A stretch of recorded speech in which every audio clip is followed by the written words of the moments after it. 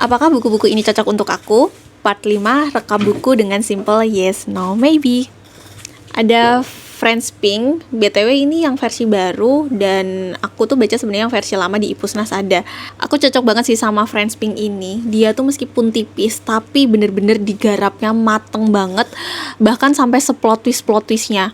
Dan temanya tuh sederhana, tapi itu plot twistnya tuh kepikiran kesana gitu. Jadi ini aku suka banget dan yes, of course. Love Theft 100% yes. Ini aku suka banget dan ini cocok banget buat aku. Genrenya dia tuh romance, aksi, dan aku dibikin banyak berdebar-debar gitu loh selama baca ini. Entah aku berdebar-debar karena aksinya atau romansnya, pokoknya aku suka banget. Even tokoh-tokohnya yang terkesan red flag dan situasi dan konflik aku suka banget. Ini beneran cocok banget sih buat aku.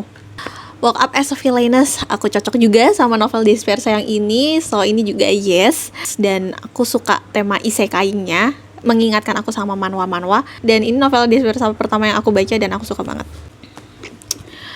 Sebenarnya aku ngerasa nggak terlalu cocok sama novel ini sih. Tapi novel ini tuh bagus. Eksekusi ceritanya, karakter, konflik, dan lain sebagainya, bikin gregetannya itu bisa bikin novel ini bagus. Cuma untuk aku pribadi kayaknya kurang cocok gitu, jadi ini maybe. Terus Surat untuk Jenaka ini of course yes, karena ini cocok banget buat aku. Aku dikasih romance komedi aja kebanyakan pasti cocok, apalagi ditambah fantasi. Dan ini seru banget novel ini mengangkat time travel dan aku bisa ngerasain keseruan selama membacanya. Jadi aku suka banget, yes, ini cocok untuk aku. Next, ini aku baca di Ipusnas bukunya Dispersa, yang lainnya judulnya The Boss on My Bed.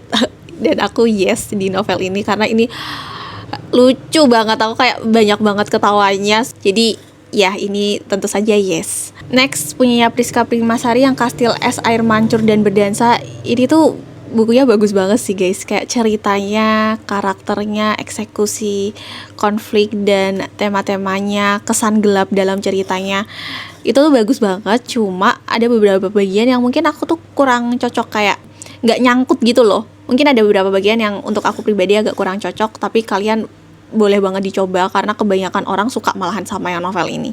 So untuk aku pribadi ini maybe. Next, Evergreen yes. BTW yang tadi sama ini itu aku baca Ipusnas ya, yang ada di sini tuh aku baca Ipusnas semua. Ini Evergreen aku yes banget. Walaupun aku tuh nggak begitu detail inget ceritanya ya, cuma aku inget banget gimana novel ini tokohnya itu bikin aku nangis. Udah kalau bikin aku nangis, kayak nangisnya tuh nangis nggak tahu, pokoknya aku nangis itu udah pasti yes. Jadi ini of course cocok untuk aku.